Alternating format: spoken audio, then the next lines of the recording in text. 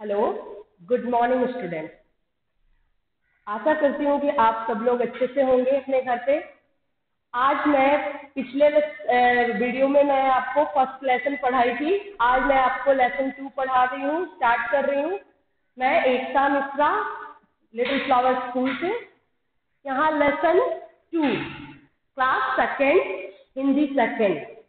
Lesson का नाम है समय की महत्ता।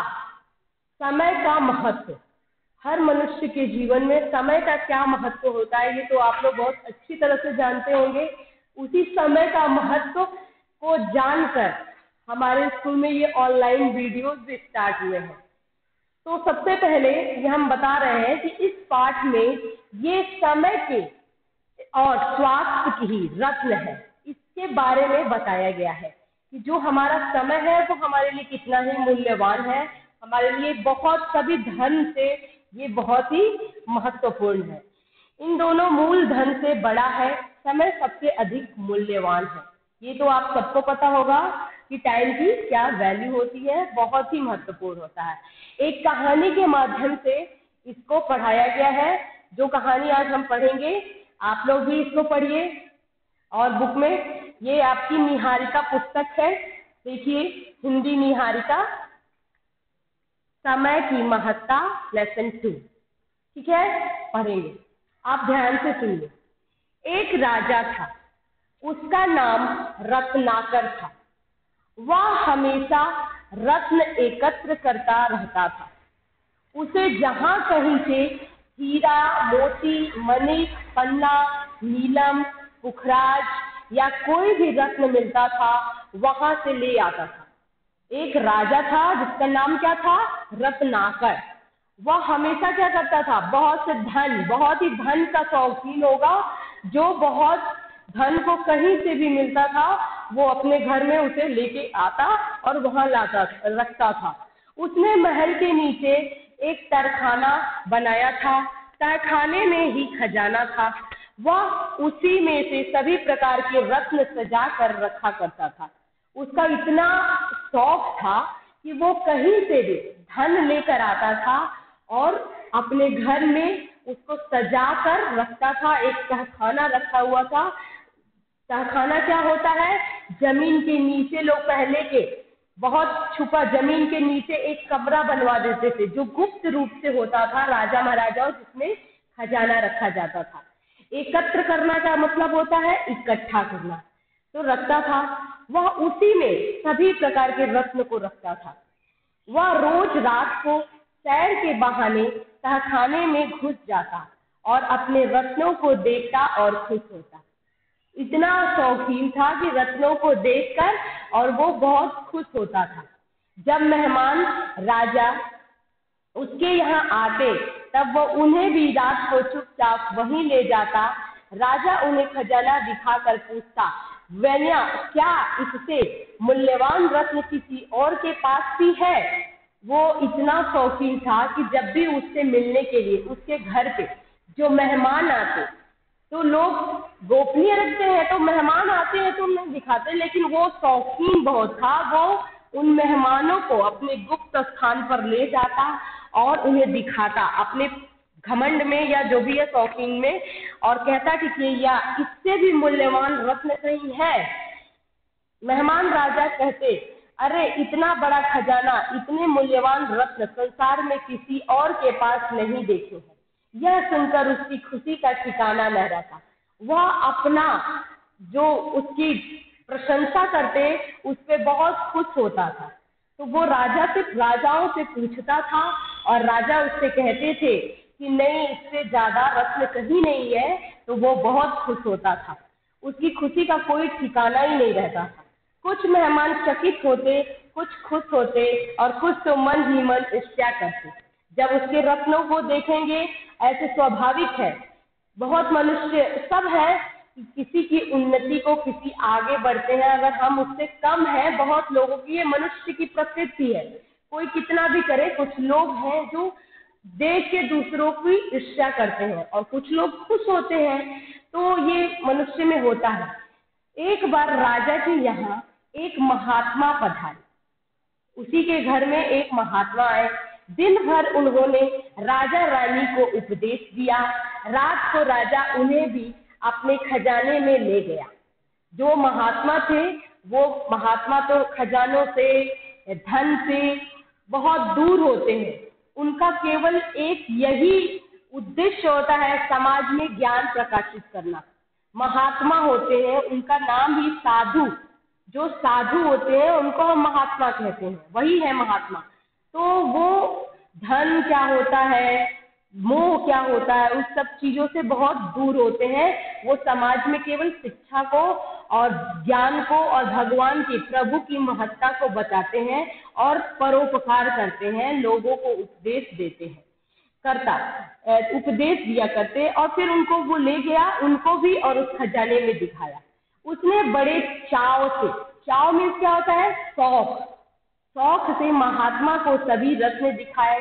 वे चुपचाप देखते रहे। राजा प्रशंसा सुनना चाहता था।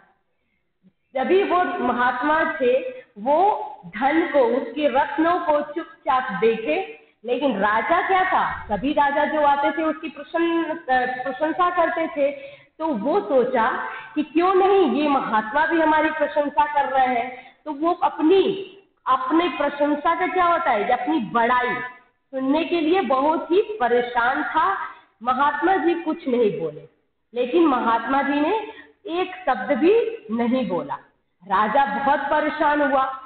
परेशानी से उसने अपने मन की भाव को व्यक्त कर दिया। उसके मन में रह नहीं पाई। उसने सोचा कि क्यों नहीं, क्यों मैं ये महात्मा मेरे इतने रत्न को, जो संसार में किसी के पास नहीं है, उस रत्न को देखकर भी ये मेरी प्रशंसा क्यों नहीं कर रहे हैं। तो उसने अपने मन के भाव को निकाल दिया और बोला, स्वामी जी, राजा ने कहा, स्वामी जी, इतने मूल्यवान खजाने को देखकर आपने कुछ भी नहीं कहा। तभी वो स्वामी जी बोले, जो महात्मा थे वो बोले, यहाँ पे दिया हुआ है, एक कहानी के माध्यम से ही इसको दिया गया है। तो स्वामी जी द्वारा और राजा द्वारा जो कथित है उसको इस यहाँ पे कुछ लाइन द्वारा दिया गया है, जो उनकी भाषाओं में ही है। तो स्वामी जी बोले, रत्नाकर, मेरे कहने योग्य कुछ भी तो नहीं है। राजा ने बोला, स्वामी जी, क्या इससे अधिक मूल्यवान और कुछ है? तभी स्वामी जी बोले, क्यों नहीं, सबसे अधिक मूल्यवान है समय। राजा, समय सबसे मूल्यवान कैसे है?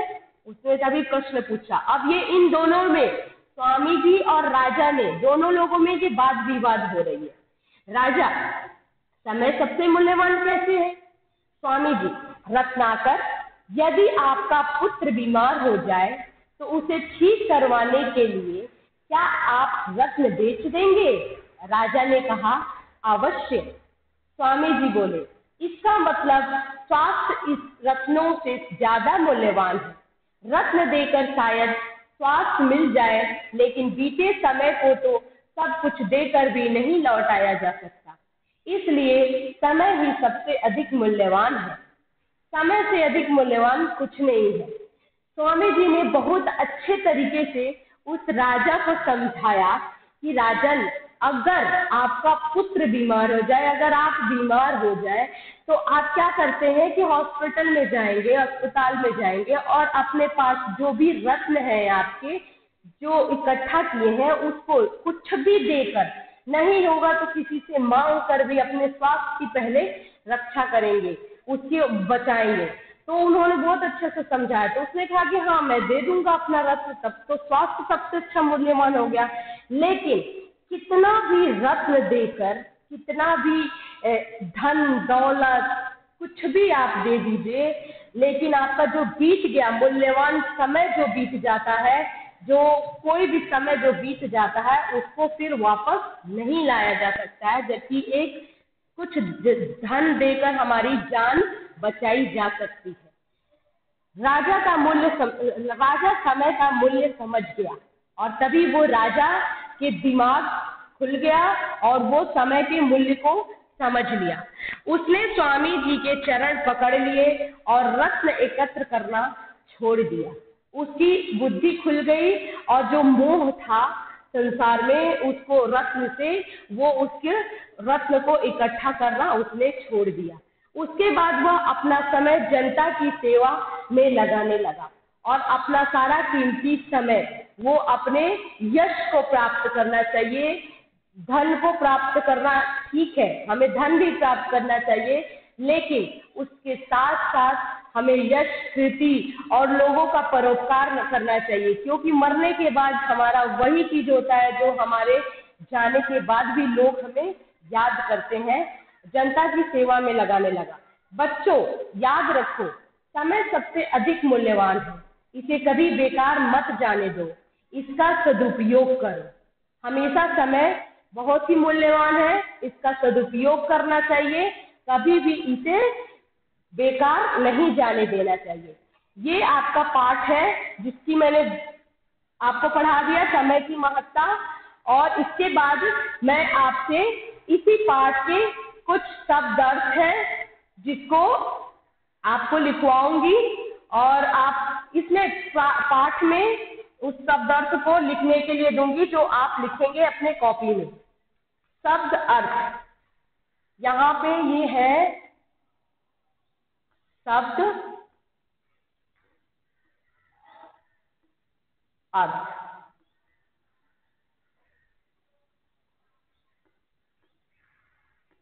एकत्र, एकत्र का अर्थ होता है इकट्ठा।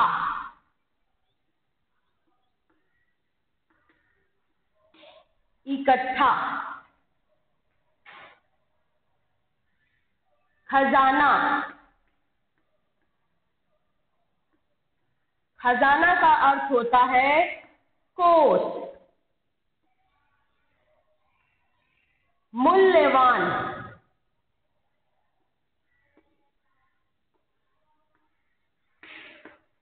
मूल्यवान, मूल्यवान का अर्थ होता है कीमती।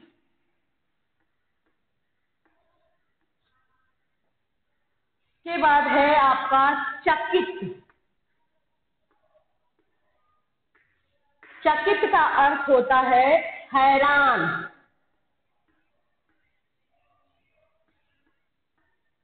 हैरान। चाव,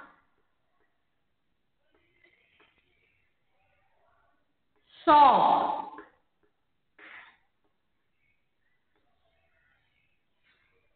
या इच्छा।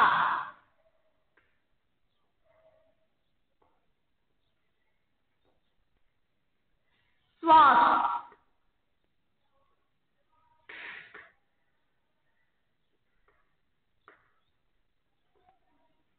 स्वास्थ्य का अर्थ होता है सेहत।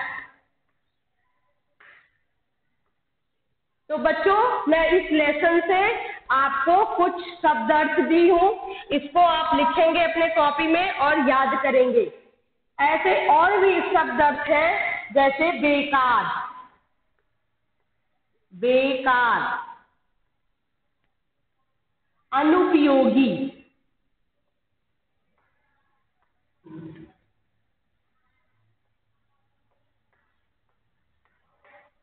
ये कुछ शब्द अर्थ है जिसको आप अपने कॉपी में लिखिए। मैं एक बार इसको पढ़ देती हूँ। एकत्र, इकट्ठा। खजाना, कोष। मूल्यवान, कीमती। चकित, हैरान। चाव, शौक, मतलब किसी चीज का इच्छा करना, शौक पालना। स्वास्थ्य, सेहत, आपकी स्वास्थ्य और सेहत आपका। बेकार, अनुपयोगी। और भी आपके कुछ है जो यहाँ पे दिए हुए हैं, जैसे तहखाना, सैर, घूमना आपके बुक में दिए हैं। इसे आप अपने कॉपी में लिखेंगे और याद करेंगे। और जो मैंने कहानी आपको बताई, जो इस समय की महत्ता को बताया, इसको भी ध्यान से सुनिए और इसको पढ़ेंगे इस लेसन को। ठीक है, तो आपको मैं अगले वीडियो में इससे एक्सरसाइज जुड़े एक्सरसाइज बताऊंगी, एक क्वेश्चन और सब एक्सरसाइज बताऊंगी। Thank you. और आप लोग अच्छे से घर पे ही रहिएगा और इसको पढ़िए और समय की महत्ता को समझिए।